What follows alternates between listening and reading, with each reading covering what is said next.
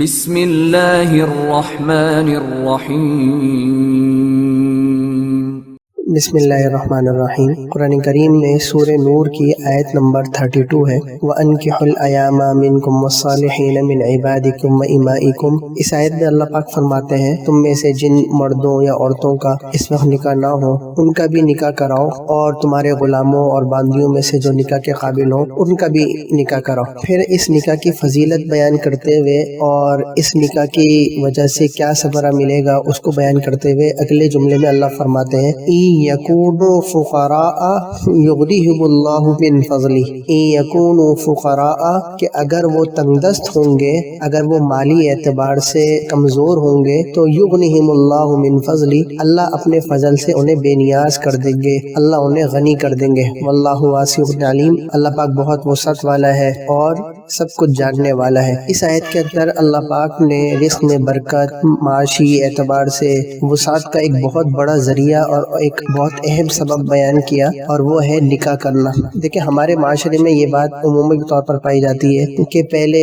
لڑکا یا لڑکی معاشی اعتبار سے سیٹ ہو جائے، اپنا کاروبار ہو جائے، اپنا گھر بار ہو جائے اور اچھا کمانے والا ہو جائے تو شادی ہوگی۔ لیکن اس آیت کے اندر اس کے بالکل برعکس بات بیان کی گئی کہ اگر یہ مالی اعتبار سے تنگ دست ہوں گے اور اس تنگ دستی کی حالت میں نکاح کریں گے تو اللہ اس نکاح کی برکت سے ان کو غنی کر دیں گے۔ ہم سمجھتے ہیں کہ پہلے ہم مالی اعتبار سے اچھے ہو جائیں پھر نکاح کریں گے، اللہ کہہ رہے ہیں کہ پہلے نکاح کرو تو مالی اعتبار سے اچھے ہو جاؤ گے۔ ابن ابی حاتم رحمۃ اللہ علیہ نے حضرت ابوبکر سے نقل کیا ہے کہ نکاح کر کے اللہ عز و جل کی اطاعت کرو اور اللہ عز و جل فوراً اپنا مالدار کرنے والا وعدہ پورا کریں گے، اللہ عز و جل فوراً اپنا مالدار کرنے والا وعدہ پورا کریں گے۔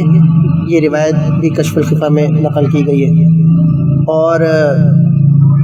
مقاصد حسنہ میں بیان کیا گیا ہے کہ ایک شخص آپ صلی اللہ علیہ وسلم کے پاس آیا اور فقر و فاقہ کی شکایت کی تو آپ نے اسے نکاح کرنے کا حکم فرمایا، جبکہ مصنف عبدالرزاق میں ہے کہ حضرت عمر رضی اللہ عنہ فرماتے ہیں اطلب الفضل فی الباء، کہ نکاح کر کے مالداری حاصل کرو۔ تو لہذا ہمیں کوشش یہ کرنی چاہیے کہ پہلے نکاح ہو تو اللہ پاک اس نکاح کی برکت سے رزق کے دروازے کھول دیں گے۔ اور صدر حاکم کی روایت ہے، حدیث نمبر ہے 2859، کہ اس میں آپ صلی اللہ علیہ وسلم نے فرمایا 3 لوگ ایسے ہیں کہ ان کی مدد کرنا اللہ کے ذمے میں ہے، اور ان 3 میں سے ایک وہ نوجوان ہے جو عفت اور پاک دامنی کی غرض سے نکاح کرے۔ تو جب ہم پاک دامنی کے لیے اور اپنے ایمان بچانے کے لیے، اللہ کا حکم پورا کرنے کے لیے نکاح کریں گے تو گویا کہ اللہ کے ذمے ہے ہماری مدد کرنا، انشاءاللہ اللہ ضرور مدد فرمائیں گے۔ اب اس میں یہ تو بات واضح ہو گئی کہ اللہ پاک نکاح کی برکت سے رزق کے دروازے کھولتے ہیں، لیکن اس میں